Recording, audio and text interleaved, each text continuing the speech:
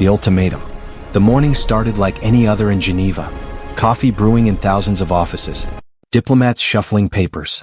Security guards checking credentials at the gates. Then the sky opened up. 7 massive ships descended through the clouds. They were beautiful in a terrifying way, all smooth curves and glowing lines that pulsed with colors humans had no names for. Each vessel was larger than any city on Earth. They moved with impossible grace, defying everything humanity knew about physics. They stopped exactly 1 kilometer above the United Nations headquarters and simply waited. Director Marcus Chen stood at the window of his office, watching the ships hover in perfect formation. He was 58 years old, with gray hair that had once been black and lines around his eyes from too many late nights reading reports. For the past 15 years, he had served as director of the UN Extraterrestrial Contact Division, a position that had been mostly theoretical until this moment. His hands were steady as he picked up the phone. Within 20 minutes, every major world leader was on a secure conference call. Within an hour, the UN General Assembly Hall was filled with representatives from every nation on Earth.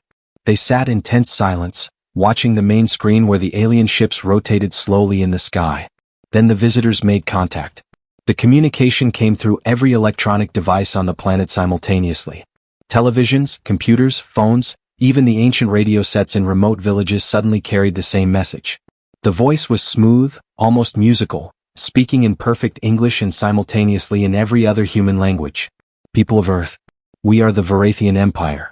We come in peace and prosperity. We request an audience with your governing body. Marcus stood in the assembly hall now, surrounded by the most powerful people on Earth. President Sarah Mitchell of the North American Union stood to his right. Chancellor Klaus Hoffmann of the European Federation stood to his left. Prime Minister Amara Okonkwo of the African Coalition was directly behind him. They had chosen Marcus to lead the first contact team, and he was acutely aware that every word he spoke would echo through history. This is Director Marcus Chen of the United Nations. You are welcome to send a delegation to meet with us. We accept your invitation. 10 minutes later they arrived.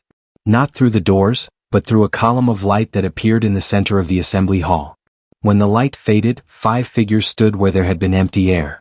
The leader was tall, nearly 3 meters, with skin that looked like polished bronze. His eyes were deep purple and seemed to glow from within. He wore robes that shifted colors as he moved, and when he spoke, his voice filled the chamber without any need for microphones. I am Supreme Chancellor Wraith of the Varathian Empire.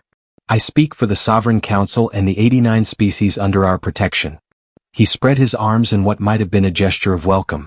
For 6,000 years, the Varathian Empire has brought order and prosperity to this region of the galaxy. We have watched your species for some time. You have achieved faster-than-light travel. You have begun to explore beyond your home system. This qualifies you for inclusion in our great family. Marcus stepped forward, trying not to show how his heart was pounding. We are honored by your attention, Chancellor. What does inclusion in your empire entail? Wraith smiled. It was not a warm expression. I'm glad you ask. We have prepared a document for your consideration. We call it the Submission Accord. A holographic display appeared in the air, showing text in glowing letters. Marcus began to read, and with each line, his blood ran colder. The Submission Accord was not a treaty between equals. It was a list of demands dressed up in diplomatic language. Humanity would surrender all military vessels and weapons to Varathian control. All faster-than-light capable ships would be registered and monitored. Population growth would be regulated according to Varathian standards, meaning no human population could exceed the levels set by alien bureaucrats. Resource extraction would be managed by Varathian overseers. Scientific research would require Varathian approval. Cultural practices that conflicted with Varathian values would be prohibited. And most telling of all, Earth would be governed by a Varathian colonial administrator who would have final authority over all human governments. This is not cooperation, Marcus said quietly. This is conquest. Wraith's smile never wavered. We prefer the term integration. You will find that the 89 other species in our empire live quite comfortably.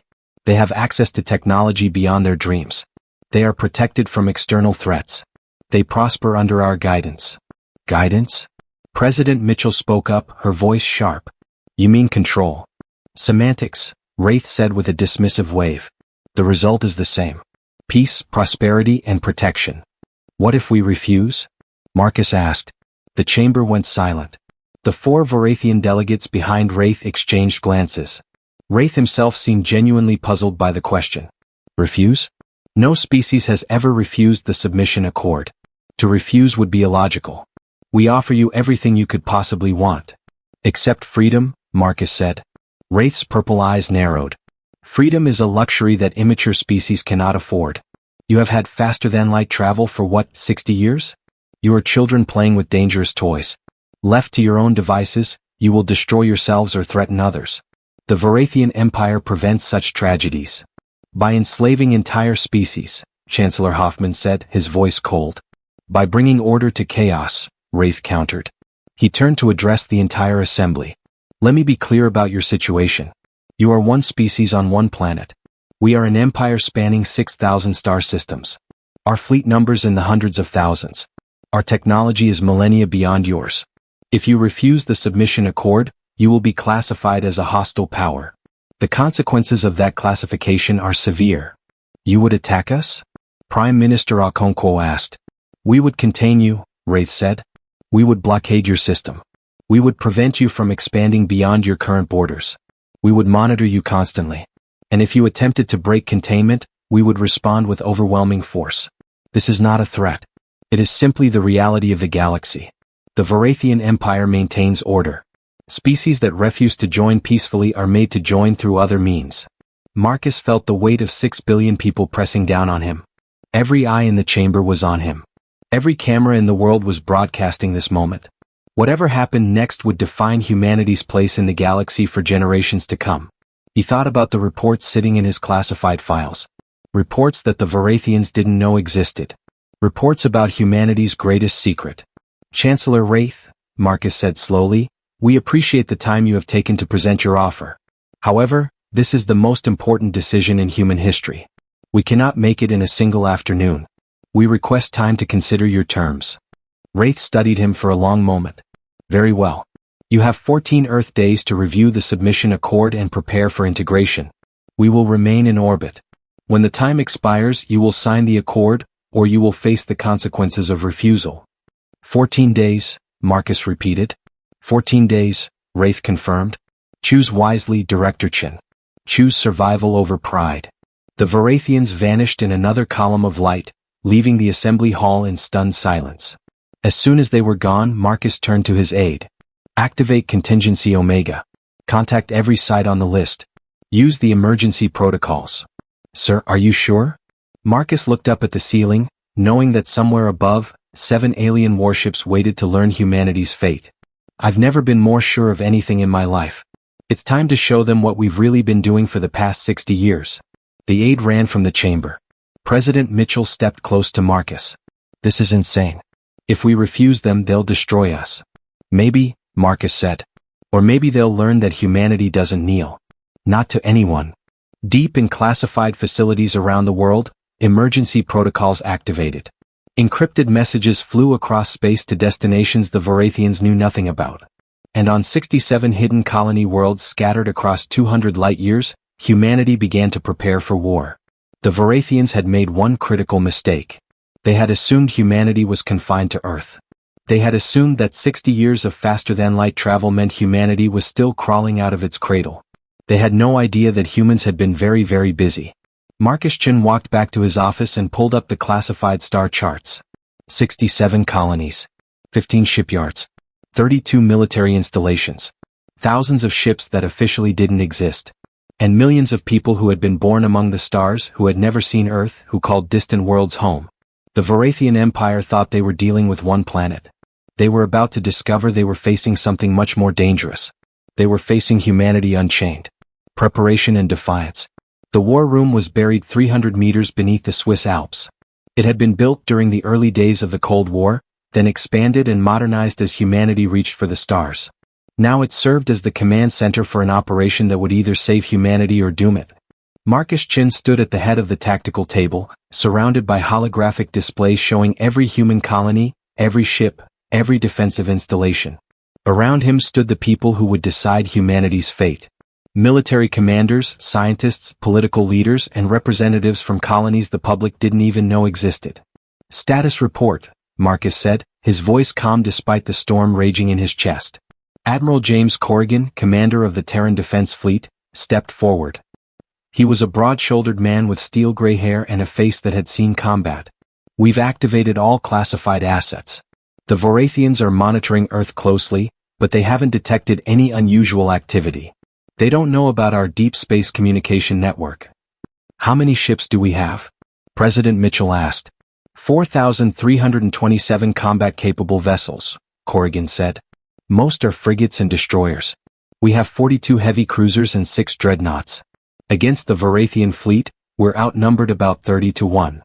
Those are terrible odds, Chancellor Hoffman muttered. In a conventional engagement, yes, Corrigan agreed. But we're not planning a conventional engagement. Dr. Sarah Kemp, head of the Experimental Weapons Division, activated her section of the display. She was younger than most people in the room, barely 40, with sharp eyes and an intensity that made people nervous. For the past 20 years, we've been developing technologies specifically designed to counter superior forces. The Vorathians have overwhelming numbers and advanced technology, but they've been the dominant power for so long that they've become predictable. Explain, Marcus said. Sarah pulled up schematics. The Vorathians use a centralized command structure. Every ship in their fleet is networked together, receiving orders from command vessels. It makes them efficient but vulnerable. We've developed something we call the Phantom Protocol. It's a virus designed to infiltrate their command network and create false sensor readings. They'll see ships where there are none, miss ships that are really there, and receive corrupted tactical data. Electronic warfare, Prime Minister Okonkwo said, nodding. Smart. There's more, Sarah continued. We've also developed jump mines. Small devices that can be deployed in deep space and remain dormant until activated. When a ship enters their jump field, the mine creates a localized spacetime distortion. It won't destroy the ship, but it will knock them out of faster-than-light travel and scramble their navigation systems. Admiral Corrigan pulled up another display.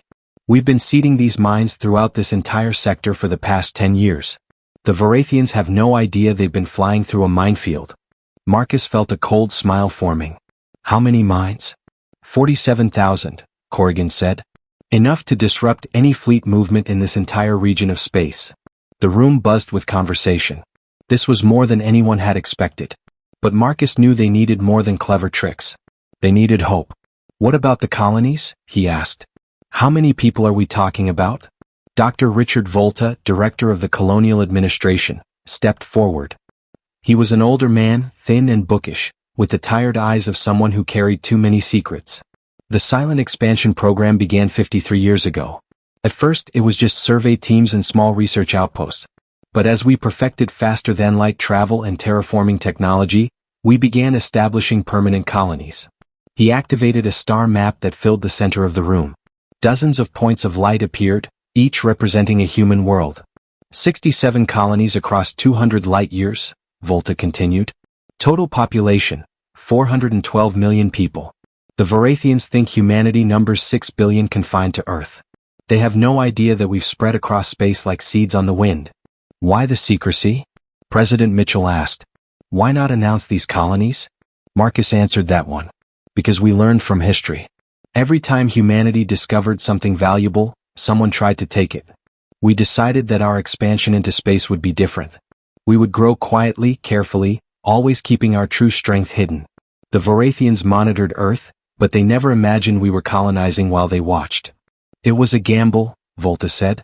If they had discovered the program, they might have attacked immediately. But it paid off. Now we have strategic depth. Even if they destroy Earth, humanity survives.